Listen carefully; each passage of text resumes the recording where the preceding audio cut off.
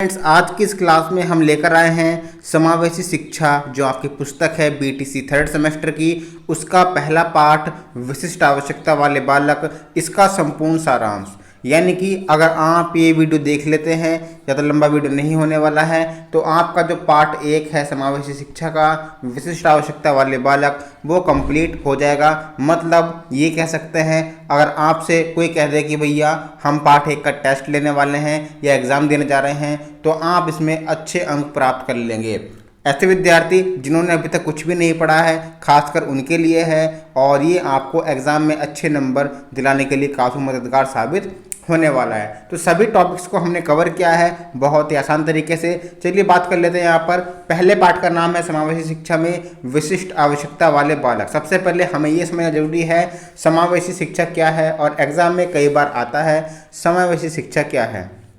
तो देखो, अगर सीधी सीधी बात करें तो समावेशी शिक्षा का मतलब ये होता है कि कोई भी बालक, चाहे वो किसी भी धर्म का हो, किसी भी जाति का हो, किसी भी भाषा से ताल्लुक़ रखता हो, चाहे वह विकलांग हो, दिव्यांग हो, A to Z कुछ भी उसमें कमी हो, या बिना किसी भेदभाव के उसको शिक्षा दी जानी चाहिए, ये समावेशी शिक्षा कहती है।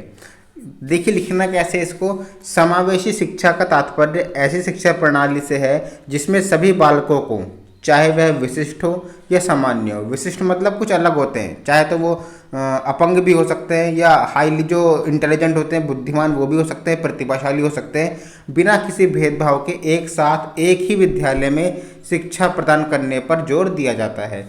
चाहे कोई बालक किसी भी धर्म, जाति, भाषा से ताल्लुक़ रखता हो, बिना किसी भेदभाव के सभी आवश्यक तकनीकों, माध्यमों द्वारा बालकों की शिक्षा पर जोर दिया जाता है। तो ये था यहाँ पर समावेशी शिक्षा।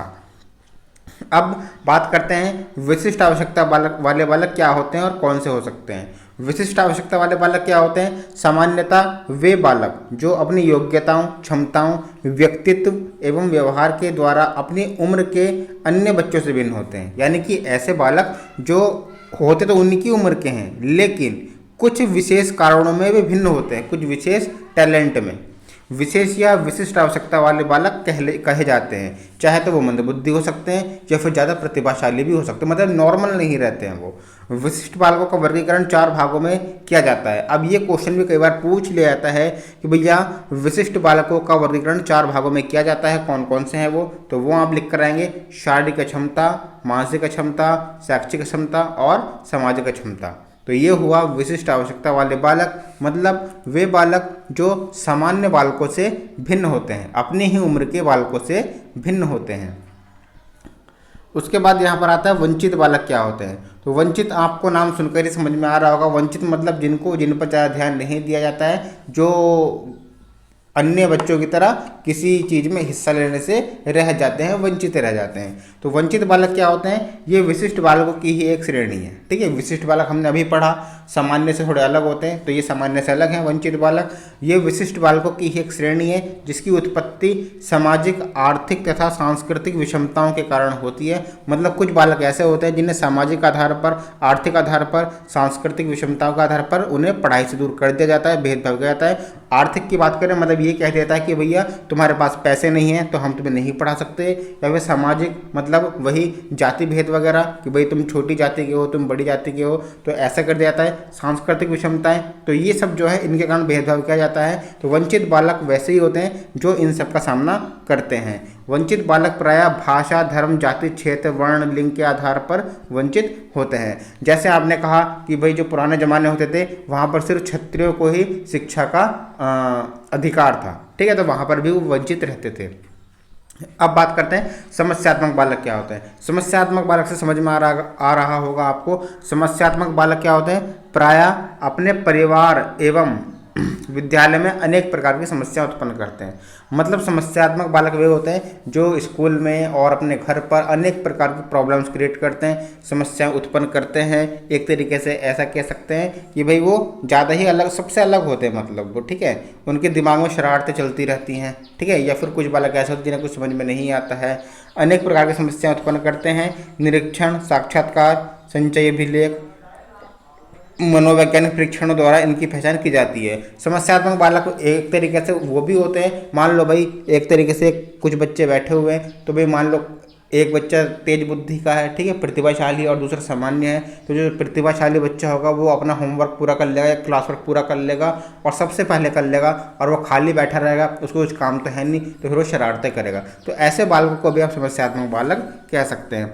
उसके बाद हम बात करते हैं शारीरिक रूप से विकलांग बालक क्या होते हैं। ये किसी न किसी शारीरिक कमी का शिकार होते हैं, किसी न किसी शारीरिक कमी का शिकार होते हैं। ये प्राय श्रवण, दृष्टि, अस्थि एवं स्वास्थ्य बाधिता से ग्रसित रहते हैं।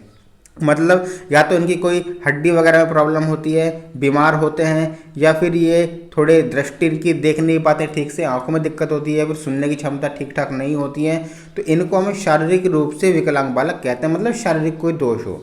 दृष्टि बाधित बालक की बात करें तो ये आंख से संबंधित है, देखने से संबंधित है। दृष्टि बाधित बालक वे बालक होते हैं जो ठीक प्रकार से देख पाने में असमर्थ होते हैं, जिससे वे सामान्य शिक्षण विधियों द्वारा नहीं कर पाते हैं, शिक्षा ग्रहण नहीं कर सकते। अब श्रवण की बात करें, श्रवण बाधित बालक, श्रवण मतलब होता है सुनना, सुनने में दिक्कत आना, तो श्रवण बाधित बालक वे कहे जाते हैं जिनकी सुनने की क्षमता नष्ट हो जाती है, उन्हें बोलने और समझने में परेशानियों का सामना करना पड़ता है। देखिए बहुत ही आसान डेफिनेशन यहाँ पर लिखवाई गई है, तो इनको प्लीज़ समझ लीजिएगा एक बार में ही, और वीडियो को प्लीज़ 2 बार देख लीजिएगा, आपको पूरा पक्का हो जाएगा चैप्टर 1। और हम इसी तरह से सभी चैप्टर सभी विषयों के लाने वाले हैं जब तक कि आपके एग्जाम नहीं हो जाते हैं, फिर यहीं तक ही नहीं, यूपीटेट, सीटेट, सुपरटेट तक हम आपका साथ नहीं छोड़ने वाले हैं। वाक विकार की बात करें तो वाक विकार क्या है? वाक विकार एक प्रकार का अधिगम दोष है। अधिगम का मतलब क्या होता है? सीखने और सिखाने से, मतलब सीखने सिखाने में कोई दिक्कत होती है, ठीक है, वाक विकार वह दोष है। इसके अंतर्गत छात्र ध्वनि को समझकर उसका कूटानुवाद, कूटानुवाद मतलब अपने दूसरी भाषा में परिवर्तित करना, डिकोडिंग कहते हैं इसको। इसके अंतर्गत छात्र ध्वनि को समझकर उसका कूटानुवाद एवं शीघ्र प्रत्युत्तर नहीं कर पाता है, तो ये वाक विकार के अंतर्गत आता है। अस्थि बाधित बालक क्या होते हैं? अस्थि से आपको समझ आ रहा होगा हड्डी वगैरह, ठीक है, तो ये प्रायः जो मतलब शरीर का कोई भाग डैमेज हो जाता है उसको कहते हैं अस्थि बाधित बालक। ये प्रायः अस्थि एवं स्वास्थ्य बाधिता से ग्रसित रहते हैं, इनके स्वास्थ्य में प्रॉब्लम होती है जिससे इनका विकास अवरुद्ध हो जाता है। अवरुद्ध मतलब रुक जाता है, ये बढ़ने में दिक्कत आती है, जिससे उनके विकास की तरक्की करने में दिक्कत होती है, तथा शारीरिक कार्य करने की क्षमता कम हो जाती है। शारीरिक कार्य नहीं कर सकते, बहुत कम कर सकते हैं, जैसे कि टीचर ने कहा कि भाई ये मेज उठाकर यहाँ पर ले आओ, ठीक है, इस तरह से ये काम नहीं कर सकते। मानसिक दक्षता की बात करें तो मानसिक दक्षता आधारित विभिन्न प्रकार के बालकों को उनकी मानसिक क्षमता के आधार पर विभाजित किया जाता है। मतलब मानसिक दक्षता क्या है? अगर मानसिक क्षमता के आधार पर विभाजित करना हो बालकों की, भाई किसी की मानसिक क्षमता कैसी है, तो वो मानसिक दक्षता के अंतर आता है। मानसिक क्षमता मतलब ये कि कौन कितनी जल्दी सोचता है, कौन कितनी जल्दी सवाल को हल कर लेता है, कौन कितनी जल्दी बातों को समझ लेता है, ये सब मानसिक क्षमता के अंतर्गत आता है। तो मानसिक क्षमता के आधार पर, मतलब मानसिक क्षमता के आधार पर बच्चों को वर्गीकरण करना कि भाई किसकी मानसिक क्षमता कैसी है, ये मानसिक दक्षता के अंतर्गत आता है। प्रतिभाशाली की बात करें तो ऐसे बालकों को मेधावी बालक भी कहते हैं, मतलब हाईली टैलेंटेड बालक इसको कहते हैं, जो क्लास में सबसे पहले अपना काम करके दे देते हैं, ठीक है, और सवाल को भी एकदम हल कर देते हैं। इन बालकों की उच्च बुद्धि होने के कारण इन्हें विशिष्ट बालकों में रखा गया है। इनकी बुद्धि लब्धि जो है ना वो 140 के ऊपर मानी गई है। मंद बुद्धि से सीखने वाले बालक, मंद गति से सीखने वाले बालक मतलब जो धीरे धीरे सीखते हैं, कम गति से। तो मंद गति से सीखने वाले बालक क्या होते हैं? ऐसे बालक होते हैं जिनकी बुद्धि लब्धि औसत से भी कम होती है, ठीक है, औसत से भी कम होती है। अधिगम क्षमता क्या होती है? अधिगम अक्षमता, अक्षमता मतलब क्षमता का विपरीत है, मतलब उसकी योग्य नहीं है, ठीक है, उस काबिल नहीं है, वो नहीं कर सकते। अधिगम सीखने सिखाने की क्षमता, मतलब तो अधिगम अक्षम बालक से तात्पर्य उन बालकों से है जो सीखने की दृष्टि से बहुत अधिक असमर्थ या अक्षम होते हैं। बहुत ही सिंपल याद कर लेना है। मानसिक मंदित बालक, मानसिक मंदित बालक क्या होते हैं? वो जिनकी मानसिक स्थिति थोड़ी कमजोर होती है। मंद बुद्धि बालकों से तात्पर्य, मंद बुद्धि या मानसिक एक ही बात होती है। मंद बुद्धि बालकों से तात्पर्य उन बालकों से है जिनका बौद्धिक स्तर सामान्य बालकों से कम होता है। बौद्धिक स्तर मतलब सोचने समझने की शक्ति जो होती है वह सामान्य बालकों से कम होती है। मानसिक दृष्टि से पिछड़े बालकों को मंदबुद्धि बालक कहते हैं, मतलब जिनकी दिमाग थोड़ा एक तरीके से कह सकते हैं देर में समझ में आता है उनको, ठीक है, तो उनको मंदबुद्धि कहते हैं। पिछड़े बालक क्या होते हैं?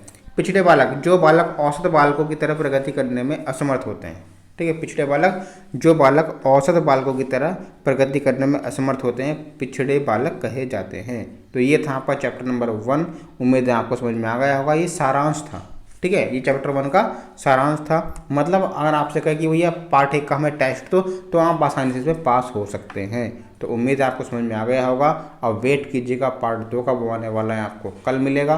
और आपको हर सब्जेक्ट की क्लास चलने वाली है, मैथ, एसएसटी, हर किसी की। तो सब्सक्राइब जरूर कर लीजिएगा DLD स्टडी सेंटर को, और अपने कॉलेज के ग्रुप में भी इसको शेयर कर दीजिएगा ताकि सभी का फ़ायदा हो। सब पढ़ें सब बढ़ें। मिलते हैं हम नेक्स्ट वीडियो में।